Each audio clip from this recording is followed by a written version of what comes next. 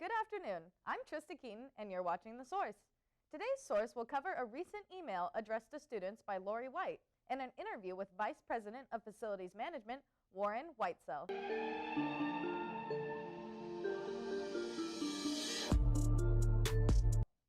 February 21st, Lori White sent an email to students following up on a Board of Trustees meeting recently had with students and faculty. The meeting was meant to facilitate direct conversation with students about the problems with DePauw housing. The email states, DePauw previously approved a master plan for university-owned student housing. This plan was interrupted by COVID and associated budget concerns. As we revisit and revise this plan as necessary, you as students are a critical voice in these discussions. Vice Presidents Day and Young will communicate with students how they can be involved in the planning process. We talked with Warren Whitesell to discuss what exactly the COVID plan outlined and what specifics students should understand regarding DePauw facilities. Because sometimes you can make some investments that buy a short period of time and take care of some immediate needs, and others are more significant, and they're not all uniform per se. So the intent of that slide was to try to say, listen, we've got one really what we believe is a really good building. Doesn't mean it doesn't ever have an issue, but we've got one really good building.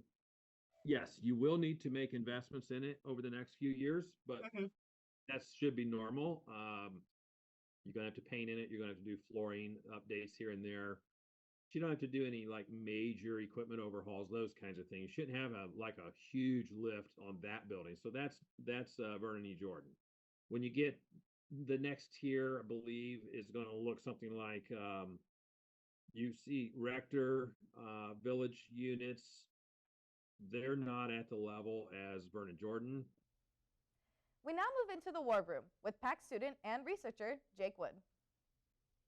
Thanks, Trista, and welcome to the War Room. For our first story, it has been uncovered that police officers from the People's Republic of China have started working in the Pacific island state of Kiribati. According to a Reuters interview with a law enforcement official from the island nation, a Chinese police delegation is working alongside local police to assist in matters of community policing, technological databases, and martial arts training.